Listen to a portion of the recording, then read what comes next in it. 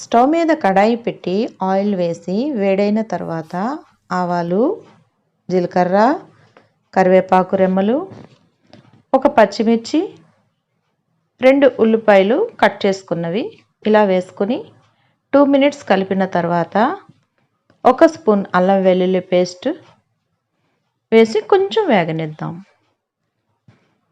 ఇప్పుడు చిన్న కప్పుతో టమాటా ముక్కలు, ఇది ఒక టమాటా అయితే సరిపోతుంది. ఇప్పుడే తగినంత ఉప్పు కూడా వేసుకుని ఇలా ఆయిల్ బయటికి కనిపించేలా వేగనిద్దాం. ఇప్పుడు ఇందులో 1 గంట ముందు మనం నీటిలో నానబెట్టుకున్న శనగపప్పు ఇది. పప్పుని ఇలా ముందు 1 గంట ముందు నానబెట్టుకొని ఉంచుకున్నామంటే పప్పు పెద్దగా అవుతుంది, త్వరగా ఉడికిపోతుంది కూడా. ఇప్పుడు ఈ పప్పునంతటినీ వేసేసుకుందాం.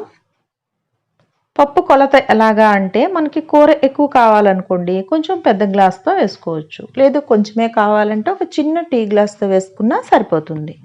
ఇప్పుడు కొబ్బరికాయలో 1 చెక్క, పచ్చి కొబ్బరి ఇది ఇలా చిన్న చిన్న ముక్కలుగా కట్ చేసుకొని ఈ పప్పులో ఇప్పుడు వేసేద్దాం. తర్వాత కొంచెం పసుపు, కూరకి సరిపడా కారం, లైట్గా గరం మసాలాని వేసి బాగా కలిపేసుకుందాం. కూరగాయలు ఏవి ఇంట్లో లేవు అన్నప్పుడు ఇది వండండి, అన్నంతో బాగుంటుంది, రోటీతో కూడా బాగుంటుంది. పిల్లలకైతే బాగా నచ్చుతుంది, ఇంకా హెల్దీ కూడా.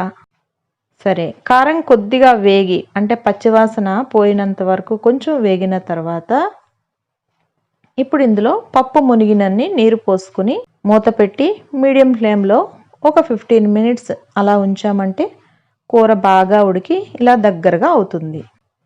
నీరు పూర్తిగా ఇంకినంత వరకు ఉంచకుండా కొద్దిగా వాటర్ ఉన్నప్పుడే స్టవ్ ఆపేసామంటే కొంచెం చల్లబడిన తర్వాత కూర దగ్గరగా అవుతుంది, కూరకి మంచి కలర్ కూడా వస్తుంది.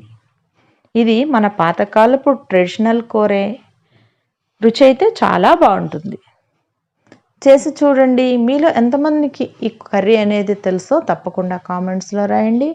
హోప్ ఈ వీడియో మీ అందరికీ నచ్చిందని అనుకుంటున్నాను. ఇలాంటి మరిన్ని వీడియోస్ కోసం ఛానల్ని తప్పకుండా సబ్స్క్రైబ్ చేయండి. Thank you for watching. రేపు ఇంకో వీడియోలో మళ్ళీ కలుసుకుందాం. Have a good day. Bye.